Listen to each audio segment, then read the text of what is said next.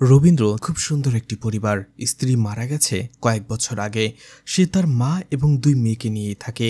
তার জীবনটাও খুব সাধারণ। হঠাৎ করেই সেই পরিবারে অশুভ শক্তির ছায়া নেমে আসে। তখনই অতি সাধারণ সেই লোকটা তার পরিবারের সাথে হওয়া অন্যায়ের বদলা নেওয়ার জন্য দুর্ধর্ষ এক প্ল্যান করে।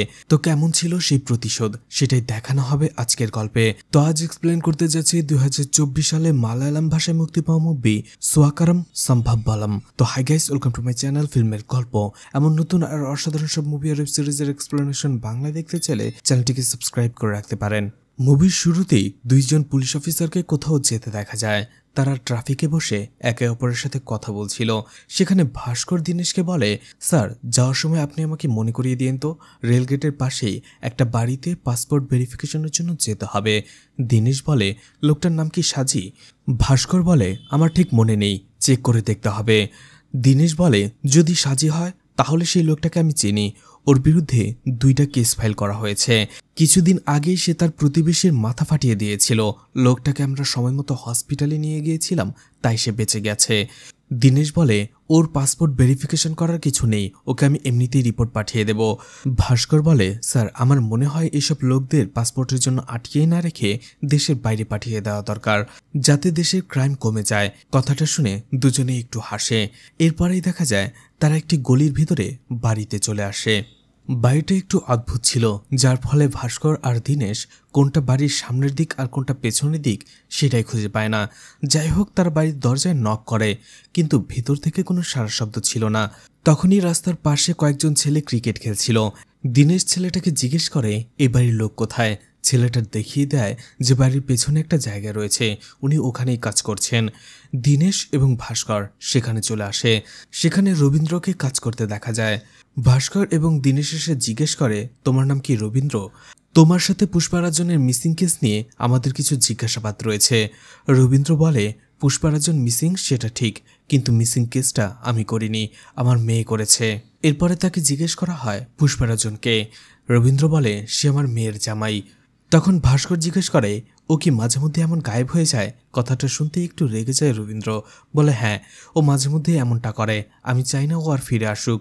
ও ফিরে না আসলে আমার মেয়েটাকে আর এত জ্বালা যন্ত্রণা সহ্য করতে হবে না। তখনই দীনেশ বলে, তোমার মেয়ে সিজাকে ডাকো। রবীন্দ্র বলে, সিজা তো এখানে থাকে না। সিজা তার শ্বশুরবাড়িতেই থাকে, কিন্তু এখানে পুষ্পারাজনকে সে খুঁজতে এসেছিল আর এখানেই কমপ্লেনটা করে গেছে। ভাস্কর আর দীনেশ একটু কনফিউশনে পড়ে যায়, কারণ সে মিসিং হয়েছে এক এরিয়াতে, কমপ্লেন লেখানো হয়েছে অন্য এরিয়াতে। এরপরেই রবীন্দ্রর কাছ থেকে তারা সিজার নাম্বার নিয়ে সেখান থেকে চলে যাচ্ছিল। ঠিক তখনই ভাস্কর দীনেশকে বলে, স্যার আমার কাছে কিছুটা সন্দেহ মনে হচ্ছে, ও এই সময়ে এই জায়গাটার ভিতরে কি পুঁতে রাখছে। দীনেশ প্রথমে কথাটা উড়িয়ে দিলেও কিছুক্ষণ পরে তারও মনে হতে থাকে যে এখানে রবীন্দ্র কি করছে। সে তাকে জিজ্ঞেস করেই বসে, সেখানে কি মাটি চাপা দিচ্ছে। রবীন্দ্র হেসে বলে, কুকুর মারা গিয়েছিল, যাতে পচে গন্ধ না বের হয় এই জন্যই মাটি চাপা দিয়ে রাখলাম। দীনেশ এবং ভাস্কর তারপরেও তাদের সন্দেহটা যায় না। তারা সন্দেহের চোখে সেদিকে তাকিয়ে সেখান থেকে চলে যায়। এরপরেই কয়েক বছর আগের ঘটনা দেখানো হয়, যেখানে আনন্দ তার বন্ধুর জন্য অপেক্ষা করছিল। কিছুক্ষণ পরেই তার বন্ধু হন্তদন্ত হয়ে এসে বলে, রিনা আসছে, আজকে তোকে বলতেই হবে, আজকে যদি না বলিস এই সুযোগ আর কখনো পাবে না। আনন্দ বলে, হ্যাঁ আজকে যে করেই হোক আমি বলবো। ঠিক তখনই তার বন্ধু কিছুটা আড়ালে চলে যায়। দেখা যায় রিনা কয়েকজন মেয়ের সাথে সেদিক দিয়ে স্কুলে যাচ্ছিল। আনন্দ তাকে দেখেই হা করে শুধু তাকিয়ে থাকে। রিনাও তার দিকে আর চোখে তাকায়। রিনাও বুঝতে পারে যে আনন্দ তার জন্য এখানে অপেক্ষা করছে, কিন্তু রিনাও কিছু বলে না। সে চুপচাপ সেখান থেকে চলে যায়। অন্যদিকে আনন্দের বন্ধু এসে বলে, এটা কি করলি? আনন্দ বলে, রিনাকে দেখলেই আমার পুরো শরীর বরফের মতো জমে যায়, আমি আর কিচ্ছু বলতে পারি না। তখনই সেই পথ দিয়ে একজন লোক যাচ্ছিল। আনন্দ আর তার বন্ধুকে জিজ্ঞেস করে, তোমরা এখানে কি করছো দাঁড়িয়ে? এই সময়টা তো এই দিক দিয়ে মেয়েরা স্কুলে যায়। তখনই তারা দুইজনে একটু থতমত খেয়ে যায় আর বলে, কুকুরের জন্য খাবার কিনতে এসেছি। লোকটা তাদের ভালো করে দেখে সেখান থেকে চলে যায়। এরপরেই রবীন্দ্রকে দেখা যায়, সে আসলে একটি মানসিক হাসপাতালে কাজ করত। সেখানে অনু নামের একজন মহিলার সাথে সে কথা বলতে বলতে ভেতরে যায়। সে অনুকে জিজ্ঞেস করে, আপনি 2 দিন কোথায় ছিলেন, আসলেন না কেন? অনু বলে, শরীরটা ভালো ছিল না, আর শরীরের থেকে মনটা বেশি খারাপ ছিল। তখন রবীন্দ্র জিজ্ঞেস করে, আপনার মেয়েটার কথা বুঝি? অনু বলে হ্যাঁ, ও আমাকে ছেড়ে চলে গেছে। আসলে এই অনুর হাজবেন্ড এবং মেয়ে দুজনেই তাকে রেখে চলে গেছে। অনু এখন একাই থাকে, এই জন্য সে মানসিকভাবে কিছুটা অবসাদগ্রস্ত। এই জন্য রবীন্দ্র তাকে অনেক সাহায্য করে, আর যেহেতু তারা একসাথে কাজ করত তাই রবীন্দ্র তাকে অনেক হেল্প করত, আর এতে অনুও খুব খুশি হয়। এরপরেই পুষ্পারাজনকে তার শ্বশুরবাড়িতে আসতে দেখা যায়, যেখানে তার দাদি শাশুড়ি বসে উঠানে কিছু করছিল। পুষ্পারাজনকে দেখেই জিজ্ঞেস করে, এই সময় তুমি এখানে? তখন পুষ্পারাজন বলে, এদিক দিয়ে যাচ্ছিলাম একটা কাজে, হঠাৎ করে বাইকটা অ্যাক্সিডেন্ট করলো। বাইকের তেমন কিছু হয়নি, যা হওয়ার আমারই হয়েছে। হাতে অনেক ব্যথা পেয়েছি, এখন আমি হাতটা নাড়াতেই পারছি না। যদি কিছু টাকা থাকে তাহলে টাকা দিলে আমি হসপিটালে যেয়ে ট্রিটমেন্ট করতাম। তখন তার দাদি শাশুড়ি বুঝতে পারে এটা পুষ্পারাজনের একটা বাহানা, কিন্তু তারপরেও বলে, ঠিক আছে তুমি দাঁড়াও, আমি দেখি কিছু পাওয়া যায় কিনা। পুষ্পারাজন যাবার আগে তাকে বলে দেয়, এখানে যে সে এসেছে আর টাকা নিয়েছে এটা যেন তার শ্বশুর এবং তার স্ত্রী সিজাকে সে না বলে। বৃদ্ধ মহিলা বলে, ঠিক আছে। সে টাকা আনতে ভেতরে চলে যায়। এরপরে একটি কোচিং সেন্টার দেখানো হয়, যেখানে প্রকাশ স্যার ছাত্রছাত্রীদের ফিজিক্স পড়াচ্ছিল। ঠিক তখনই দেখা যায় একটি মেয়ে সেখানে চলে আসে। এই মেয়েটিও এই কোচিংয়েই পড়তো, কিন্তু সে একটু লেট করে এসেছে, আর এতে করে প্রকাশ স্যার অনেক রেগে যায় আর বলে, তুমি এখানে ঘুরতে আসোনি যে যখন ইচ্ছে আসবে যখন ইচ্ছে চলে যাবে। মেয়েটি বলে, আজকে আমার বাস আসতে একটু লেট করেছিল, আমি ইচ্ছে করে লেট করিনি।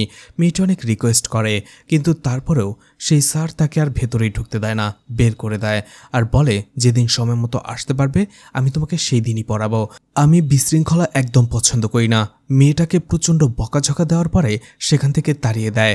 অন্যদিকে এতে করে প্রকাশ স্যারের রাগ অনেক বেশি হয়ে গিয়েছিল। তখনই সে দেখতে পায় রিনা অঙ্কে ভুল করেছে, এই জন্য সে তাকে দাঁড়াতে বলে আর বলে, গত ক্লাস টেস্টটা সে কেন দেয়নি। রিনা বলে, সেদিন সে অসুস্থ ছিল।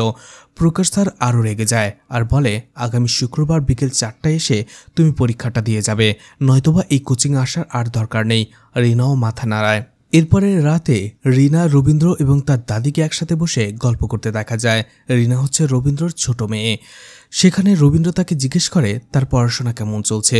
অন্যদিকে তার দাদি বলে, রিনার পরীক্ষা শেষ হলে তারা কয়েকদিনের জন্য সিজার বাড়িতে বেড়াতে যাবে, এতে সবাই রাজি হয়। এদিকে পরদিন রবীন্দ্র আর অনুকে একসাথে লাঞ্চ করতে দেখা যায়। অনু শুকনো রুটি আর কিছু তরকারি নিয়ে এসেছিল দেখে রবীন্দ্র তার খাবারটা অনুকে দেয় এবং অনুর খাবারটা নিজে খেতে শুরু করে। সেখানে তাদের সাথে বিনোদ এসে যোগ দেয় আর বিভিন্ন কথা বলে তারা একসাথে লাঞ্চ করতে থাকে। এদিকে কিছুদিন পরেই স্কুলের বার্ষিক ক্রীড়া প্রতিযোগিতা এবং সাংস্কৃতিক অনুষ্ঠান, আর সেখানে গান গাওয়ার জন্যই রিনা এবং তার বান্ধবীরা একটি ক্লাসরুমে গানের প্র্যাকটিস করছিল। ঠিক তখনই আনন্দ এবং তার বন্ধুরা সেখানে এসে উকি মারে। কিছুক্ষণ পরে আবার আসে। রিনা এবং তার বান্ধবীরা তাদেরকে দেখতে পায়। তার এক বান্ধবী রিনাকে বলে, এই ছেলেটা কিছুদিন ধরেই তোমার পিছনে ঘোরাঘুরি করছে, ওকে যে একটা চর মেরে আসো, তাহলেই শিক্ষা হয়ে যাবে। রিনা প্রথমে না যেতে চাইলেও তার বান্ধবীরা তাকে জোর করে পাঠিয়ে দেয়। অন্যদিকে রিনা আসছে দেখে আনন্দের বন্ধু সেখান থেকে চলে যায়। আনন্দ কিছুটা ভয় পেয়ে যায়। রিনা তার সাথে যে কথা বলতে থাকে আর বলে, তুমি কি সাংস্কৃতিক অনেক ভালো পারো? আনন্দ বলে, কেন বলো তো? রিনা সাংস্কৃতিক কিছু বাক্য বলে আর বলে, এর অর্থ কি? আনন্দ বলে, আমি জানি না। বলে, তাহলে তুমি লিখলে কি করে? আজ সকালে তোমার এক বন্ধু এসে এই কাগজটা ধরিয়ে দিয়ে পালিয়ে যায় আর বলে তুমি দিয়েছ। আনন্দ তখন সত্যিটা বলে দেয়, বলে, এটা আমার স্যারকে দিয়ে লিখিয়েছি। রিনা হাসতে শুরু করে। এরপরেই রিনা সেখান থেকে আরও কিছু কথা বলে চলে যায়। বলে, গানের প্র্যাকটিস করতে হবে। কিন্তু যাওয়ার সময় আনন্দ তার মনের কথা বলতে থাকে ইংলিশে। একটা সুন্দর কবিতা শোনায় রিনাকে, আর রিনাও খুশি হয়ে যায়। আর এরপর থেকেই তাদের ভালোবাসার গল্প শুরু হয়। তারা একে অপরকে অনেক বেশি ভালোবেসে ফেলে, আর এভাবেই তাদের দিনগুলো কেটে যাচ্ছিল। একদিন দুপুরে দেখা যায় লাঞ্চ শেষ করে রবীন্দ্র কল করে অনুকে, কারণ 2 দিন ধরে সে কাজে আসছে না। এদিকে দেখা যায় অনুর জ্বর ছিল।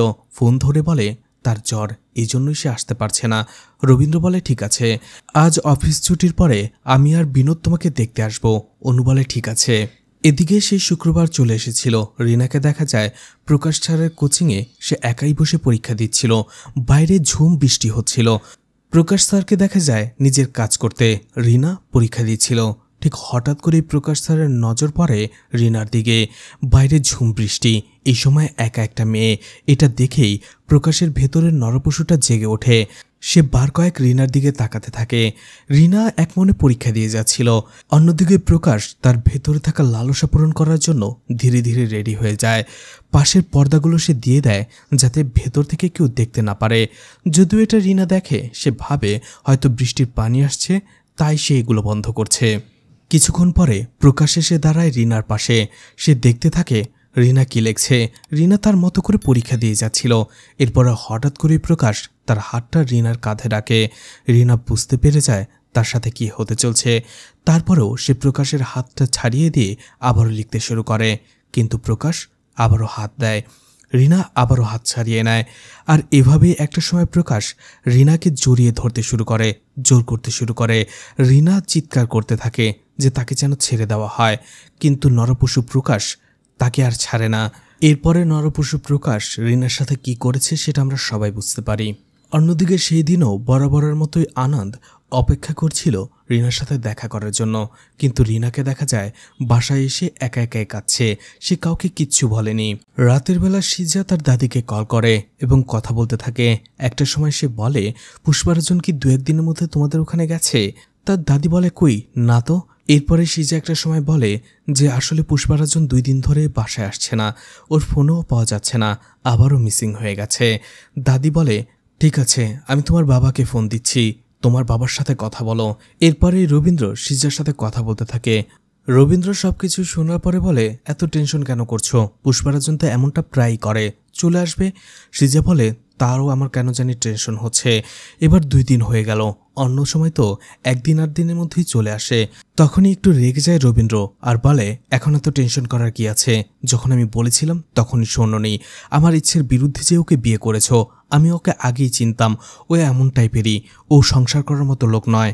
সিজা বলে, সেটা না হয় আমি করেছি, এখন সব সময় এরকম কথা না বললে কি নয়? এভাবে নিয়ে বাবা আর মেয়ের মধ্যে একটু ঝগড়া লেগে যায়। সিজা ফোনটা রেখে দেয়। সিজার দাদি রবীন্দ্রকে বলে, ও তোমাকে ছাড়া আর কাকেই বা বলবে? তুমি ওর সাথে এমনটা কেন করো? সবসময় পুষ্পারাজনের কথা না বললেই কি নয়? একটু পরে সিজাকে দেখা যায় আবার তার বাবাকে কল করে আর বলে, বাবা ভুলে আমি তোমাকে ওইভাবে বলে ফেলেছি, ইচ্ছে করে বলিনি। রবীন্দ্র তার মেয়েকে সান্ত্বনা দেয় আর বলে, তুমি টেনশন করো না, আমি পুষ্পারাজন কোথায় আছে খোঁজ নিচ্ছি। এরপরে একটা ছেলেকে তার বাবা মানসিক হাসপাতালে নিয়ে আসে, কারণ তার মানসিক সমস্যা রয়েছে। ছেলেটা ডাক্তারের সাথে বিভিন্ন কথা বলতে থাকে, সে বিভিন্ন লজিক দেখাতে থাকে। ওই যে কথায় আছে না, যাতে মাতাল তাহলে ঠিক ওই রকমটাই। তখনই সেখানে রবীন্দ্র আসে। ডক্টর জিজ্ঞেস করে এর রিপোর্ট কি বলে। রবীন্দ্র বলে, এখন বাড়ি যেতে পারবে, ধীরে ধীরে মানুষের সাথে থাকতে থাকতে আবারও সে স্বাভাবিক হয়ে যাবে। অর্থাৎ ছেলেটা কিছুদিন ধরে এখানেই ছিল আর রবীন্দ্রর সাথে তার একটা ভালো সম্পর্কও ছিল। তখনই সিজা তার বাবা রবীন্দ্রকে কল করে। রবীন্দ্র বলে, আমার এক বন্ধু রয়েছে যার সাথে পুলিশের ভালো জানাশোনা রয়েছে, আমি তাকে বলে দিয়েছি পুষ্পারাজনকে খুঁজে বের করার জন্য। সিজা বলে, খুঁজে বের করতে হবে না, আজকে সকালেই সে বাসায় ফিরে এসেছে। এটা বলে সে ফোনটা রেখে দেয়। এদিকেই দেখা যায় রবীন্দ্র আর অনুকে একসাথে বসে চা খেতে তারা কথা বলছিল। অনু এখানে টেম্পোরারি এমপ্লয়ি হিসেবে কাজ করত আর ডিসিশন নেওয়া হয়েছে এই হসপিটাল থেকে টেম্পোরারি যেসব এমপ্লয়ি রয়েছে তাদেরকে ছাঁটাই করা হবে। তার মানে বাধ্য হয়ে অনুকে চাকরিটা ছেড়ে দিতে হবে। রবীন্দ্র তাকে জিজ্ঞেস করে সে কি নতুন চাকরি খুঁজে পেয়েছে কিনা, এই ধরনেরও বিভিন্ন কথা বলে। অনুও বলে খোঁজা শুরু করবে, 2 মাস হাতে সময় রয়েছে। এরপরে একটা সময় কথা বলতে বলতেই অনু তাকে একটা গিফট দেয়, বলে আমি তোমাকে 2 দিন ধরে এটা দেওয়ার জন্য চেষ্টা করছি। রবীন্দ্র সেটা খুলে দেখার পরে দেখা যায় সেখানে একটা সানগ্লাস ছিল, সেটা সে অনুকে পরে দেখায়। আর যাবার সময় অনু তাকে বলে, আমি বাসায় একা থেকে যদি বোর হয়ে যাই, তোমাকে যদি ফোন দিই তাহলে ফোনটা একটু ধরো, তোমার সাথে একটু কথা বলবো। রবীন্দ্র বলে, তুমি যে কোনো সময় আমাকে ফোন দিতে পারো, আমি তোমার সাথে কথা বলবো। এতে অনুও খুশি হয়ে যায়। এদিকে রাতে বাড়ি ফেরার পরে রবীন্দ্রর মা তাকে বলে, তুমি কি রিনার কোনো খোঁজ রাখো? ও কয়েকদিন ধরেই হাসা বন্ধ করে দিয়েছে, ঠিকঠাক মতো খাবার খাচ্ছে না, পড়তেও বসছে না, সারাদিন নিজের ঘরে একা একাই বসে থাকে। রবীন্দ্র বলে, আরে তুমি টেনশন করো না, সামনে পরীক্ষা না, পরীক্ষা হলেই ও এমনটা শুরু করে। তখনই রবীন্দ্রর মা বলে, আজকে ওর পরীক্ষা ছিল, পরীক্ষাও দিতে যায়নি। রবীন্দ্র বুঝতে পারে অবশ্যই তার মেয়ের কিছু হয়েছে। তাড়াতাড়ি সে রিনার ঘরে যায়, রিনাকে উঠে বসিয়ে জিজ্ঞেস করে, কি হয়েছে, পরীক্ষা দিতে গেলে না কেন, কি হয়েছে আমাকে খুলে বলো। কিন্তু রিনা চুপচাপ বসে থাকে। একটা সময় রবীন্দ্র তার মাকে চা আনতে বলে, রবীন্দ্রর মা সেখান থেকে চলে যায়। রবীন্দ্র তার মেয়েকে একা খুব ভালো করে জিজ্ঞেস করে, কি হয়েছে আমাকে খুলে বলো, তোমার মা নেই, আমাকেই তোমাকে সবকিছু বলতে হবে। একটা সময় রিনা কান্না করে দেয় আর তার বাবাকে সবকিছু খুলে বলে দেয়। সবকিছু শোনার পরে রবীন্দ্র হতবাক হয়ে যায়। তার মেয়ের এত সুন্দর জীবনটাকে সেই নরপশু এইভাবে নষ্ট করে দিল। রবীন্দ্রও তার মেয়েকে জড়িয়ে ধরে কাঁদতে থাকে। পরের দিনই রবীন্দ্র সেই কোচিং সেন্টারে যায়, কিন্তু যাওয়ার পরেই দেখতে পায় সেই রুমটা ভাড়া দেওয়ার বিজ্ঞাপন দেওয়া হয়েছে। অর্থাৎ সেই প্রকাশ তার কোচিং ছেড়ে দিয়ে সে অন্য কোথাও চলে গেছে। এরপরেই রবীন্দ্র প্রকাশের বাবার কাছে আসে আর জিজ্ঞেস করে, প্রকাশ কোথায় বলতে পারবেন? তখনই তার বাবা কিছুটা রেগে যায়, বলে, ওর খবর আমি জানি না, ও কোথায় গেছে কি করে আমি কিছু জানি না। তখনই রবীন্দ্র বলে, আসলে আমার মেয়ে ওর কোচিং সেন্টারেই পড়তো, কিন্তু কোচিং সেন্টারে যেয়ে দেখলাম সেটা বন্ধ। ওর বাবা বলে, কয়েকদিন আগে শুনেছিলাম চেন্নাইয়ে কোনো একটা কাজ পেয়েছে, হয়তোবা সেখানেই গেছে, আমি ওর খোঁজ জানি না। তখন রবীন্দ্র জিজ্ঞেস করে, কেন, আপনার সাথে প্রকাশের কি ঝগড়া হয়েছে? তখনই প্রকাশের বাবা রেগে গিয়ে বলে, ওর মতো কুলাঙ্গার ছেলে থাকার চাইতে না থাকা ভালো। ওর মা যখন হাসপাতালে ধুকে ধুকে মরছিল, ওই কুলাঙ্গার একটা বারের জন্য আমার স্ত্রীকে দেখতে যায়নি। ওর মা বেঁচে আছে কিনা মরে গেছে সেটাও খোঁজ নেয়নি। ওর বউটাও ওর হাত থেকে বেঁচে গেছে। প্রথমে ওকে ভালোবেসেই বিয়ে করেছিল, কিন্তু পরে ওর আসল রূপ জানতে পেরে ওকে ডিভোর্স দিয়ে চলে গেছে। প্রকাশের বাবা বলে, আমি দোয়া করি ও যেন ওর পাপের সাজা পায়। তখনই অনু রবীন্দ্রকে কল করে, কিন্তু রবীন্দ্রর মন মেজাজ একেবারেই ভালো ছিল না, তাই সেই ফোনটা কেটে দেয়। অন্যদিকে প্রকাশের কোনো খোঁজ না পেয়ে সেখান থেকে হতাশ হয়ে সে ফিরে আসে। রাতের বেলা সে তার মেয়ের কাছে আবারও আসে, কিন্তু রিনাকে কিছু বলার মতো ভাষা সে খুঁজে পায় না। অন্যদিকে রিনাও উল্টো দিকে ঘুরে শুধু কেঁদেই চলছিল। রবীন্দ্র তার মেয়ের এই অবস্থা দেখে আর সহ্য করতে পারে না, বাইরে এসে একা একাই মন খারাপ করে বসে থাকে। এরপরে আবার কয়েক বছর পরের ঘটনা দেখানো হয়। রবীন্দ্র সকালে হাঁটতে বের হয়, ঠিক তখনই একজন ব্রোকার মোহন তার সাথে দেখা করতে আসে আর বলে, শুনলাম তুমি নাকি তোমার সম্পত্তি বিক্রি করবে, আমার কাছে ভালো একজন গ্রাহক ছিল। রবীন্দ্র বলে, তোমাকে কে বলল যে আমি বিক্রি করব? মোহন বলে, তোমার মেয়ের জামাই পুষ্পারাজন, সেই তো বলল তুমি নাকি বিক্রি করতে চাও। রবীন্দ্র বলে, ওর কথা তুমি বিশ্বাস করে এসেছ? ও এমনিতেই বলেছে, আমি বিক্রি করব না এখন। মোহন তাকে বিভিন্ন লোভ দেখায়, বিভিন্ন কথা বলতে থাকে যে ভালো গ্রাহক রয়েছে, এই সেই বিভিন্ন ধরনের, কিন্তু রবীন্দ্র কোনো কথাতেই রাজি হয় না। রবীন্দ্র বলে, আমার যেসব সম্পত্তি রয়েছে সেগুলো আমি আমার মেয়েদেরই দিয়ে যাব, কিন্তু সেটা আমি কখন দেব, কখন বিক্রি করব, কি করব, সেটার পুরোটাই আমি সিদ্ধান্ত নেব। মোহনকে সে সেখান থেকে চলে যেতে বলে। মোহনও হতাশ হয়ে ফিরে আসে। এদিকে রাতে রবীন্দ্রকে বাসায় একাই থাকতে দেখা যায়, কারণ এতদিনে তার মা মারা গিয়েছে আর রিনাও অন্য শহরে যেয়ে চাকরি করতে শুরু করেছে। রবীন্দ্রর বড় বোন কল করে আর বলে, রিনা আমাদের বাসায় এসেছে। রবীন্দ্র তার মেয়ের সাথে কথা বলে, তুমি আমাকে একটাবার ফোনও দাও না, এমনকি তুমি তোমার বড় বোনকেও একটাবার কল করো না। রিনা চুপচাপভাবেই বলে, সময় পাই না, কাজে ব্যস্ত থাকি। রিনার কথা শুনে বোঝাই যাচ্ছিল সেই ট্রমা থেকে রিনা এখনও বের হতে পারেনি। এরপরে রিনা ফোনটা রেখে সে তার বাসায় চলে যায়। এরপরে সেই পাগল ছেলেটাকে দেখা যায় যে রবীন্দ্র বাড়িতে নারকেল পাড়তে আসে। সে এখনও কিছুটা উল্টাপাল্টা বকে, ঠিক আছে, বাট তারপরেও ঠিকঠাকভাবেই চলাফেরা করে। এদিকে বাজারের ভেতরে মোহন দেখা করে পুষ্পারাজনের সাথে আর বলে, তোমার শ্বশুর তো বলল জমিটা বিক্রি করবে না। পুষ্পারাজন রেগে যায়, বলে, বুড়োটা এখনও তার মত পাল্টাচ্ছে না, ও জমি দিয়ে কি করবে, বিক্রি করে দিলেই তো হলো, ওটা তোর বড় মেয়েরই। এভাবে আরও কথা বলতে থাকে। সে মোহনকে বলে, তুমি গ্রাহককে আরও কয়েকদিনের জন্য আটকে রাখো, আমি ওর মেয়েকে দিয়ে ওকে রাজি করাচ্ছি। রাতে পুষ্পারাজন বাসায় এসে সিজাকে মারতে শুরু করে আর বলে, যে করেই হোক তুমি তোমার বাবাকে রাজি করাও যাতে সে জমিটা বিক্রি করে আমাকে টাকা দেয়, আমি শহরের দোকান নিয়েছি, বিজনেস করব। সিজা বলে, তুমি বিজনেসের কিচ্ছু বোঝো না, তুমি আবারও টাকাগুলো নিয়ে মদ খেয়ে উড়িয়ে দেবে। কথা শুনে পুষ্পারাজন রেগে যায় আর এর জন্য সে সিজাকে প্রচণ্ড মারধর করতে থাকে। অন্যদিকে সিজার ছোট্ট ছেলে এটা অন্য ঘর থেকে লুকিয়ে দেখতে থাকে আর সে বুদ্ধি করে এই দৃশ্যটা মোবাইলে ভিডিও করে নেয় আর সেটা তার নানান রবীন্দ্রকে সে পাঠিয়ে দেয়। সকালবেলা রবীন্দ্র যখন এই ভিডিওটা দেখে সে খুব কষ্ট পায়। তাড়াতাড়ি সিজার সাথে এসে দেখা করে এবং তাকে জিজ্ঞেস করে, ও তোমাকে মেরেছে কেন? সিজা সবকিছু খুলে বলে। তখন রবীন্দ্র বলে, ওই জমিটা থেকে তুমি একটা ভাড়া পাও যেটা দিয়ে তোমার সংসার চলে, ওটা বিক্রি করে দিলে তোমার সংসার কি করে চলবে? আর ও যে বিজনেসটা ঠিকঠাকভাবে করবে তারও তো কোনো গ্যারান্টি নেই। ঠিক আছে, তুমি ওকে পাঠিয়ে দিও, আমি আমার জমা কিছু টাকা ওকে দিয়ে দেব, যেটা দিয়ে ও বিজনেস শুরু করতে পারবে। রাতের বেলায় দেখা যায় পুষ্পারাজন তার শ্বশুর বাড়ি চলে আসে টাকা নেওয়ার জন্য। রবীন্দ্র তাকে বিভিন্ন কথা বলতে থাকে, কিন্তু পুষ্পারাজন বলে তাকে তাড়াতাড়ি যেতে হবে, তাড়াতাড়ি টাকাগুলো দিলে সে চলে যেতে পারে।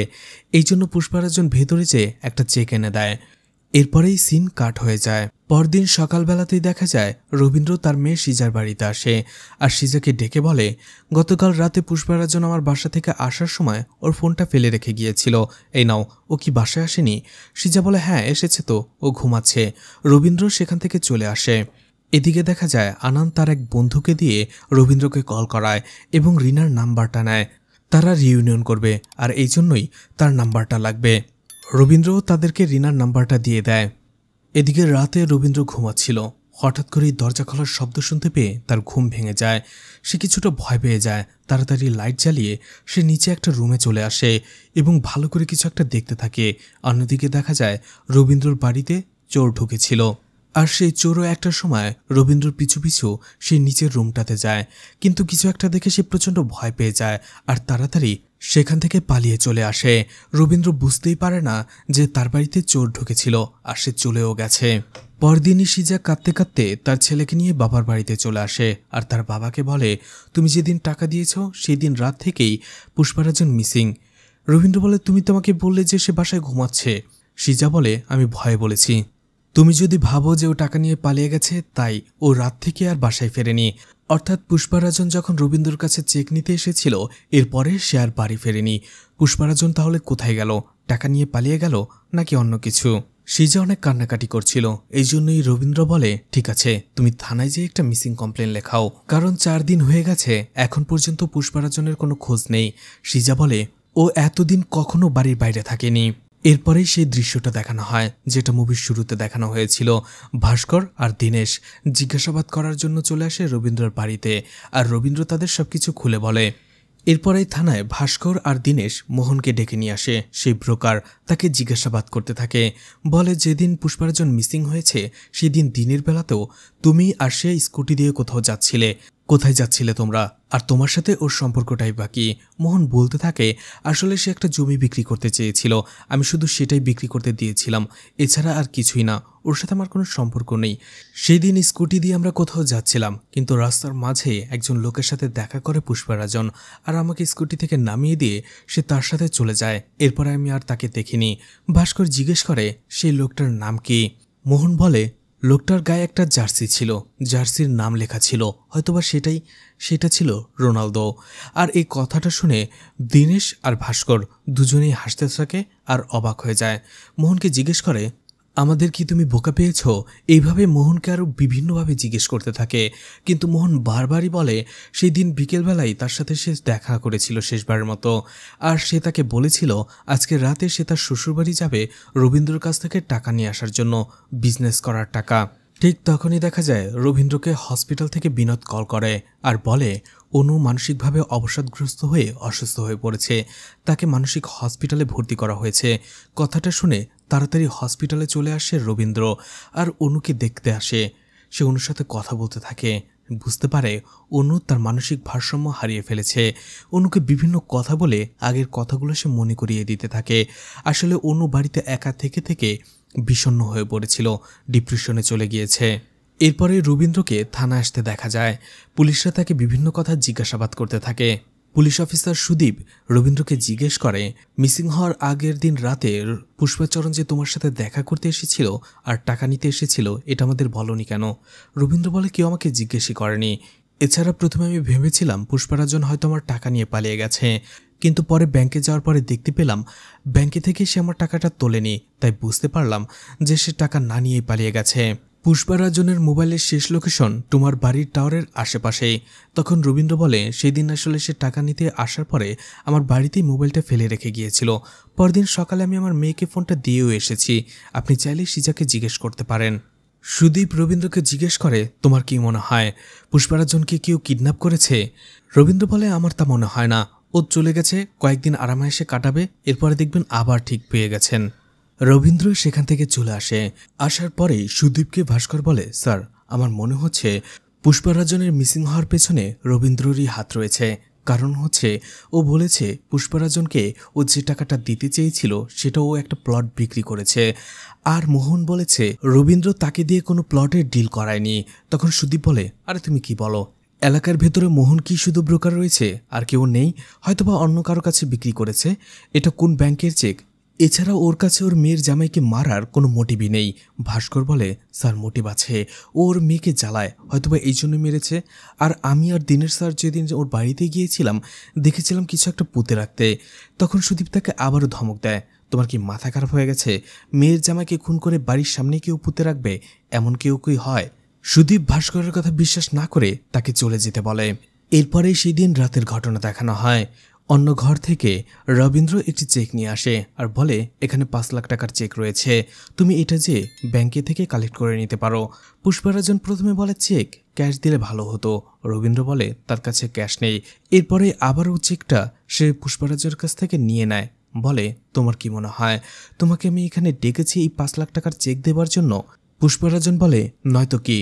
তখনই রবীন্দ্র তাকে বলে, তোমার এত বড় সাহস হয় কি করে? তুমি আমার মেয়ের গায়ে হাত তোলো। এরপরেই সে চেকটা ছিঁড়ে ফেলে আর পুষ্পরাজনকে মারতে শুরু করে। আর পুষ্পরাজনের গলায় সে প্রচণ্ড আঘাত করে।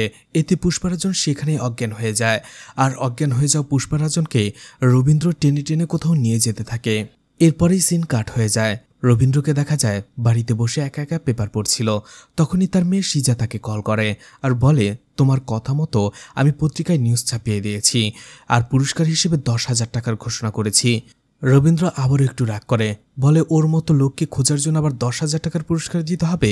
এটি শুনে সিজা একটু রেগে যায় আর ফোনটা রেখে দেয়। কিছুক্ষণ পরেই আবারও একজন লোক সিজাকে কল করে আর বলে, আপনি পেপারে একটি বিজ্ঞপ্তি দিয়েছেন, আমি জানি লোকটা কোথায় আছে। কথাটা শুনে খুশি হয়ে যায় সিজা। সিজা আসলে তার হাজব্যান্ডকে অনেক ভালোবাসতো। সে বারবার জিজ্ঞেস করে পুষ্পরাজন কোথায় আছে, কেমন আছে, কিন্তু সেই লোকটা বলে, সেসব কথা পরে হবে, আগে আমার কথা শুনুন। যদি আপনি পুষ্পরাজনের ইনফরমেশন জানতে চান তাহলে 10,000 নয়, আমাকে 25,000 টাকা দিতে হবে। সিজা বলে, সেটা পরে দেখা যাবে, আগে বলুন পুষ্পরাজন কেমন আছে। কিন্তু সেই লোকটা বলে, না, আগে আপনাকে অর্ধেক টাকা পে করতে হবে। সিজা তখন একটু রেগে যায় আর বলে, আমি এই নিউজটা ছাপিয়েছি পুলিশের কথায়, আর তুমি আমার সাথে দরাদরি করছো। পুলিশকে বললে তোমার ফোন নাম্বার ট্রেস করে তোমাকেও ধরে নিয়ে আসবে। কথাটা শুনে ভয় পেয়ে যায় লোকটা আর ফোন কেটে দেয়। এই লোকটা হচ্ছে সেই চোর যে রবীন্দ্রর বাড়িতে চুরি করতে গিয়েছিল। তার মানে বোঝাই যাচ্ছে হয়তোবা রবীন্দ্রর বাড়িতেই সে আটকে রেখেছে পুষ্পরাজনকে।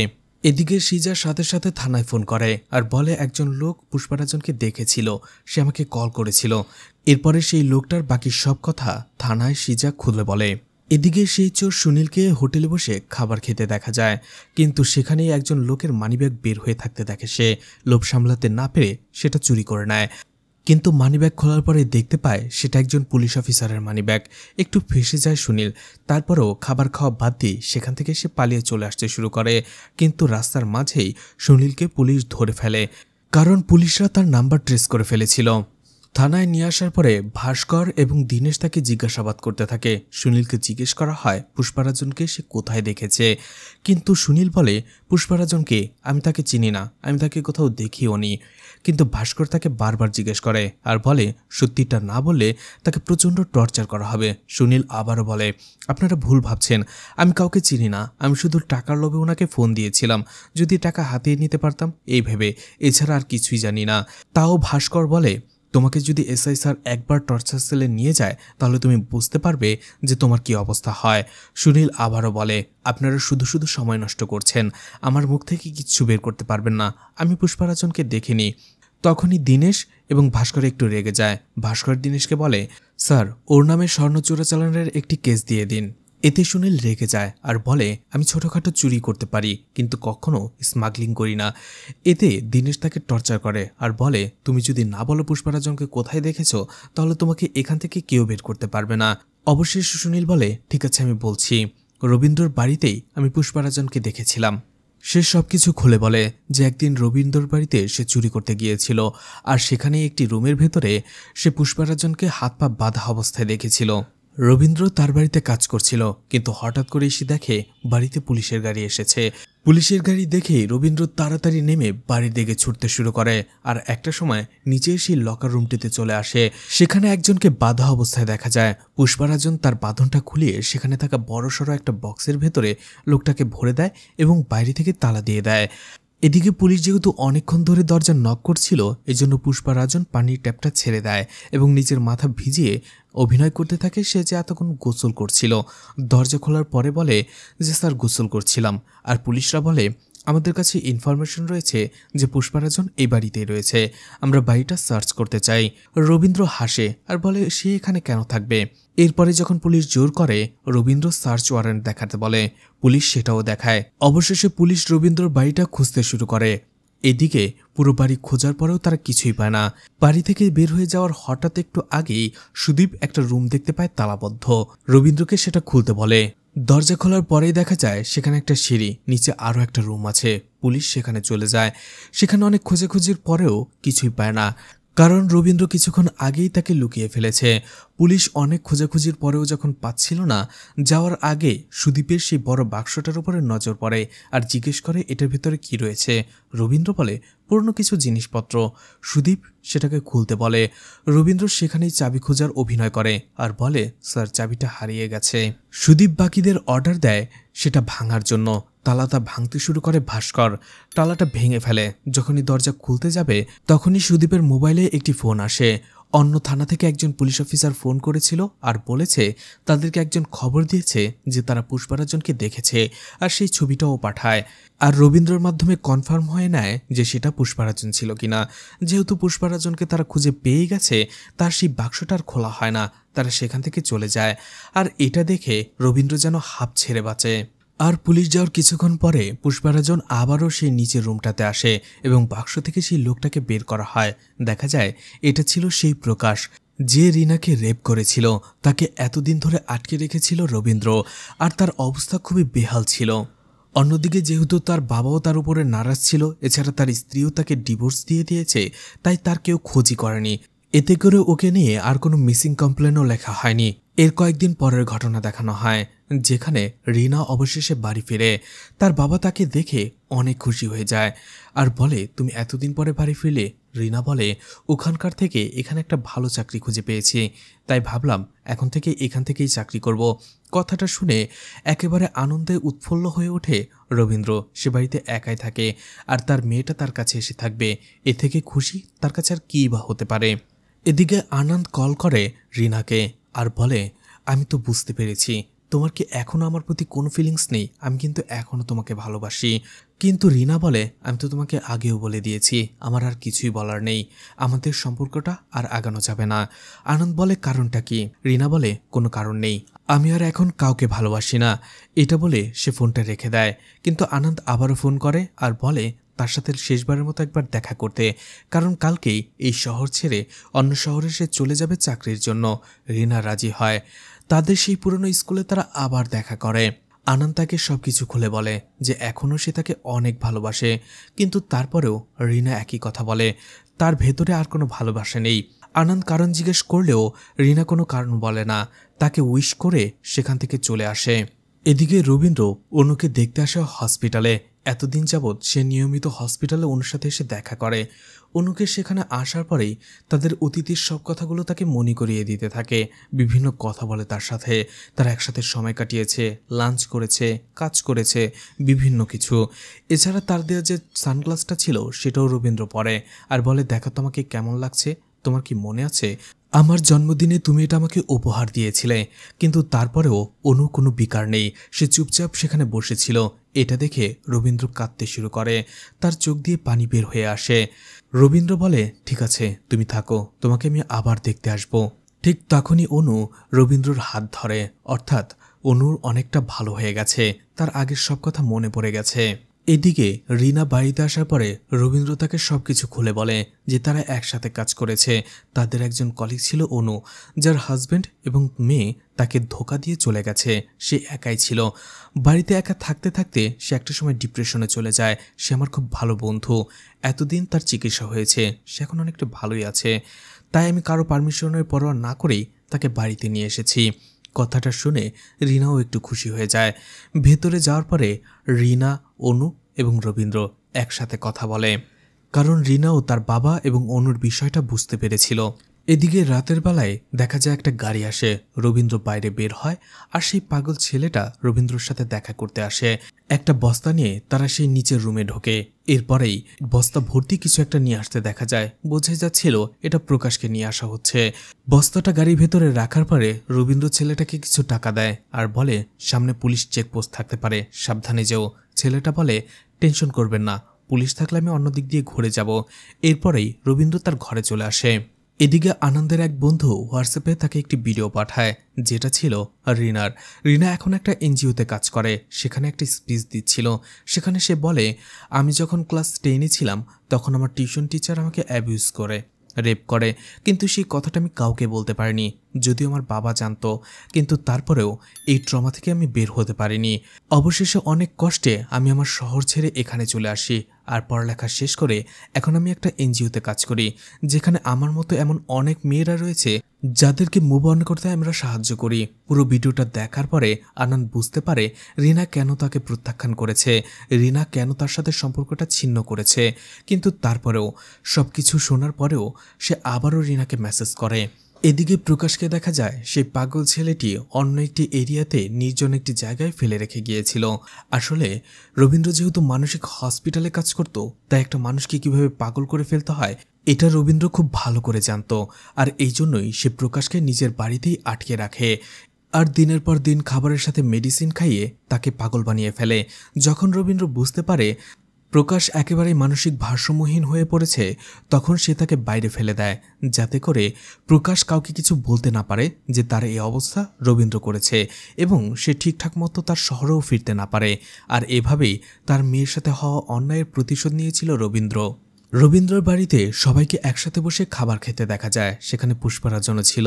সৃজা তার বাবাকে বলে, আচ্ছা বাবা, আমি বুঝতে পারছি না, শেষবারের মতো পুষ্পারাজন যখন মিসিং হয়েছিল এরপর থেকে আসার পরে পুষ্পারাজন একেবারেই চেঞ্জ হয়ে গেছে। কখনো আমার গায়ে হাত তোলেনি, কখনো মদ খায়নি, এমনকি কখনো উল্টাপাল্টা কিছুও করেনি, আর কোথাও যায়ও নি। এটা কি করে হলো? তখনই পুষ্পারাজন রবীন্দ্রর দিকে তাকায় আর রবীন্দ্র পুষ্পারাজনের দিকে তাকায়। অর্থাৎ রবীন্দ্র সেদিন পুষ্পারাজনকে অনেক টর্চার করেছিল আর বলেছিল এরপরে তার মেয়ের গায়ে হাত তুললে বা এমন কিছু করলে তাকে শেষ করে ফেলে দেবে। আর পুষ্পারাজন এতে প্রচণ্ড ভয় পেয়ে গিয়েছিল। তাকে কয়েকদিন আটকে রেখে টর্চার করে এরপরেই রবীন্দ্র তাকে ছেড়ে দিয়েছিল। এদিকে রিনা আনন্দের মেসেজের জবাব দেয়। সে আবারও বলে এখনও সেই সম্পর্কে আর যেতে পারবে না, সে আনন্দকে আর ভালোবাসে না, তার ভেতরে আর কোনো ভালোবাসা নেই। আর এখানেই মুভিটা শেষ হয়ে যায়। মুভিটিতে দেখানো হয়েছে যে রবীন্দ্র খুব সাধারণ মানুষ হয়েও তার মেয়েদের সাথে হয়ে যাওয়া অন্যায়ের বদলা কী করে নিয়েছিল, তাও আবার কোনো মার্ডার করা ছাড়া। যেখানে প্রকাশ সে যতদিন বেঁচে থাকবে তার পাপের শাস্তি সে ভোগ করতে থাকবে। তো মুভিটি আপনাদের কেমন লেগেছে কমেন্ট করে জানাতে পারেন। ভিডিওটি ভালো লাগলে লাইক, কমেন্ট, শেয়ার করে পাশে থাকতে পারেন। এছাড়া ভিডিওটি ভালো লাগলে চ্যানেলটিকে সাবস্ক্রাইব করে রাখতে পারেন। আর নতুন ভিডিওর নোটিফিকেশন পেতে চাইলে বেল বাটনটি অন করে রাখতে পারেন। এছাড়া আমার ফেসবুক পেজ এবং ইনস্টাগ্রাম আইডিটি ফলো দিয়ে রাখতে পারেন। যে কোনো প্রয়োজনে সেখান থেকে আমার সাথে কন্ট্যাক্ট করতে পারেন। ভিডিওটি এতক্ষণ ধৈর্য ধরে দেখার জন্য ধন্যবাদ। পুরো ভিডিওতে কোথাও কোনো ভুল হলে ক্ষমাস্বরূপ দৃষ্টিতে দেখবেন আশা করি।